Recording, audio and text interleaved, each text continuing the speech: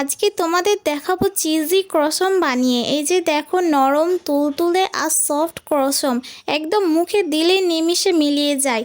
কী কী দিয়ে আমি এই চিজি ক্রসমটা বানালাম চলো দেখে আসি।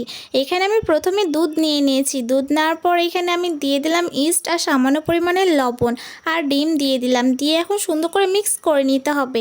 এরপর আমি এখানে ময়দা দিয়ে দিলাম আর হাফ কাপ গুঁড়ো দুধ দিয়ে দিলাম। দিয়ে ব্যাটারটাকে তৈরি করে নিলাম। এরপর ব্যাটারটাকে আস্তে ধীরে করে মুড়তে হবে। ক্রসমের ব্যাটারটাকে একটু বাটার দিয়ে হালকা করে এভাবে মুথে নিতে হবে। দেখো সুন্দর করে আমি মুথে নিচ্ছি। এইটা যত সুন্দর করে মুথা হবে ক্রসমগুলো খেতে তত বেশি মজা লাগবে। আর এটা একদম হেলদি স্ন্যাক্স, অনেক মজা লাগে খেতে। এরপর দেখো সুন্দর করে আমার মুথা হয়ে গেছে, তাই একটু সুন্দর করে ওভেনে রেস্টে রেখে দিব। দেখো আমি ওভেনে দিয়ে দিলাম। 5 মিনিটসের জন্য আমি ওভেন থেকে বের করে নিলাম। এরপর আবার সুন্দর করে লেচি কেটে নিব। দেখো সুন্দর করে আমি কেটে নিলাম।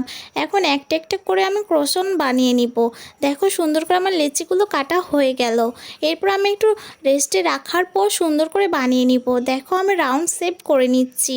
ভালো করে এটা সুন্দর করে শেপ দিতে হবে, তাহলে ক্রসনগুলো দেখতেও অনেক সুন্দর লাগবে। আমি এখানে রোল বানিয়ে নিলাম। বানানো হয়ে গেলে একের পর এক আরেকটা রোল নিব। নিয়ে সুন্দর করে 3টা রোল এইভাবে বেনুনি পাকিয়ে নিব। দেখো সুন্দর লাগছে না? আসলে অনেক সুন্দর লাগছিল দেখতে।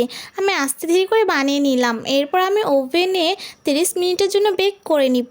যখন এটা হয়ে যাবে তখন আমি এখানে সুন্দর করে আবার ডিম মাখিয়ে নিব আর দিয়ে দিব সসেজ আর সস দিয়ে দিব। ওপর থেকে হালকা চিজ দিয়ে দিব। চিজ দিয়ে সুন্দর করে আবারও বেক করে নিব 30 মিনিটের জন্য। দেখো অনেক সুন্দর লাগছে না? বিকেলের নাস্তার জন্য একদম পারফেক্ট।